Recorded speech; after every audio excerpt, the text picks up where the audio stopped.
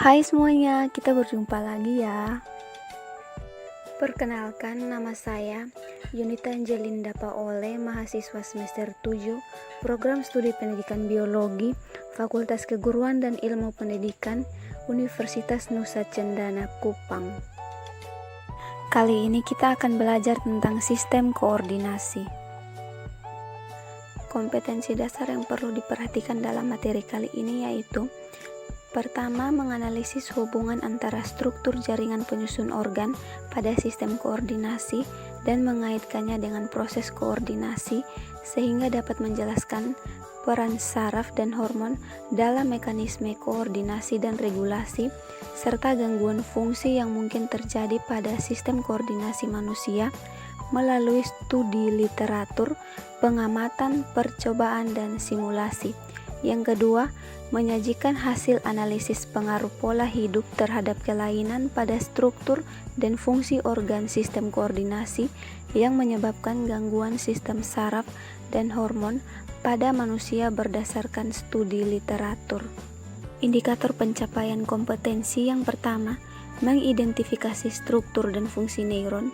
Yang kedua, mengelompokkan jenis dan fungsi berbagai macam sel neuroglia atau glia. Yang ketiga, menjelaskan fungsi sinapsis dalam sistem saraf. Yang keempat, mempresentasikan hasil diskusi kelompok. Tujuan pembelajaran pada materi kali ini yaitu, setelah mengikuti pembelajaran daring melalui Google Classroom, Zoom, WhatsApp, video, laptop atau HP, menggunakan pendekatan saintifik dan model pembelajaran Discovery Learning, siswa diharapkan mampu menganalisis hubungan antara struktur jaringan penyusun organ pada sistem koordinasi dalam kaitannya dengan mekanisme koordinasi dan regulasi, serta gangguan fungsi yang dapat terjadi pada sistem koordinasi manusia. Dan siswa dapat menyajikan hasil analisis pengaruh pola hidup terhadap kelainan pada struktur dan fungsi organ sistem koordinasi yang menyebabkan gangguan sistem saraf dan hormon pada manusia berdasarkan studi literatur dengan tepat, kreatif, kritis, serta menunjukkan sikap religius, tanggung jawab, dan kerjasama. Apa itu sistem saraf?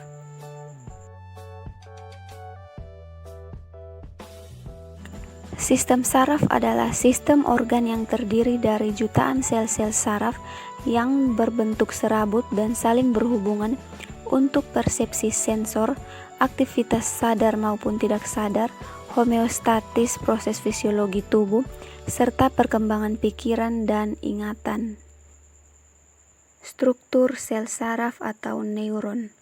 Neuron merupakan unit fungsional sistem saraf yang berukuran panjang sekitar 39 inci, serta terdiri atas bagian dendrit, badan sel, dan akson atau neurit.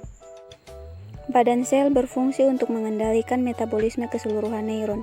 Badan sel memiliki nukleus di tengah dan nukleolus yang menonjol. Nukleus tidak memiliki sentriol dan tidak dapat bereplikasi. Yang kedua, dendrit. Dendrit merupakan juluran sitoplasma yang relatif pendek, bercabang-cabang dan berfungsi untuk menerima impuls dari sel lain untuk dikirimkan ke badan sel.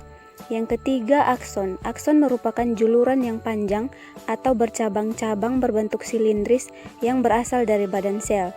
Ujung akson bercabang-cabang seperti ranting yang berfungsi untuk mengirimkan impuls dari badan sel ke neuron lainnya. Pada umumnya, akson dibungkus oleh substansi lemak berwarna putih. Pada bagian tertentu dari akson tidak diselubungi mielin, yang disebut dengan nodus Ranvier. Nodus Ranvier berfungsi untuk mempercepat jalannya impuls. Jenis neuron berdasarkan fungsinya. Yang pertama neuron sensorik, yang kedua neuron motorik, yang ketiga neuron konektor. Neuron sensorik berfungsi untuk menghantarkan impuls dari reseptor ke sistem saraf pusat yaitu otak dan medula spinalis. Yang kedua, neuron motorik berfungsi untuk mengirimkan impuls dari sistem saraf pusat ke otot atau kelenjar yang hasilnya berupa tanggapan terhadap rangsangan. Ketiga, neuron konektor berfungsi untuk membawa impuls saraf di antara bagian-bagian pada saraf pusat. Yang berikutnya jenis neuron berdasarkan bentuknya. Yang pertama, neuron multipolar. Neuron multipolar memiliki satu akson dan dua dendrit atau lebih. Contohnya neuron motorik yang ada di otak dan medula spinalis atau sumsum tulang belakang. Yang kedua, neuron bipolar. Neuron bipolar memiliki dua juluran berupa dendrit dan akson. Contohnya neuron pada organ indera seperti mata, hidung, dan telinga. Yang ketiga, neuron unipolar. Neuron unipolar merupakan neuron bipolar yang tampak hanya memiliki satu juluran dari badan sel. Contohnya neuron pada embrio dan fotoreseptor mata. Yang berikutnya, sel neuroglia atau glia. Sel neuroglia merupakan sel penunjang pada susunan saraf pusat yang berfungsi sebagai jaringan ikat. Sel ini dapat membelah secara mitosis dan sel glia ini mendominasi sistem saraf tepi. Jenis-jenis sel glia. Yang pertama, astrosit.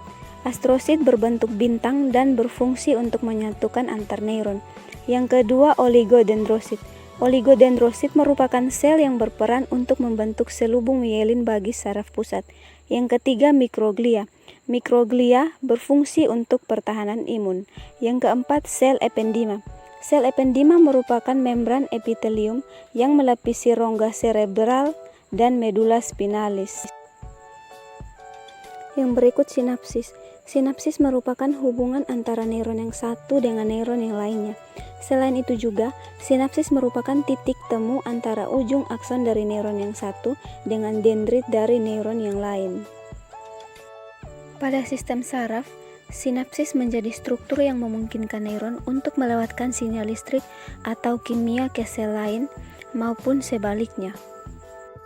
Jadi, ini adalah struktur dari sinapsis. Struktur sinapsis terbagi menjadi 3 bagian, yaitu prasinaps atau bagian akson terminal, yang kedua celah sinapsis atau ruang antar prasinaps dan pancasinaps, yang ketiga pancasinaps atau bagian dendrit. Pada celah sinapsis atau ruang antar prasinaps dan pancasinaps terdapat substansi kimia, yaitu neuron transmitter. Neuron transmitter ini bersifat mengikat reseptor yang terletak pada membran plasma sel postsinaptik. Neurotransmitter juga berperan dalam mengirimkan impuls. Neurotransmitter ini memiliki dua sifat. Yang pertama, sifat eksitasi, yaitu sifat yang dapat meningkatkan impuls. Yang kedua, sifat inhibisi, yaitu sifat yang dapat menghambat impuls.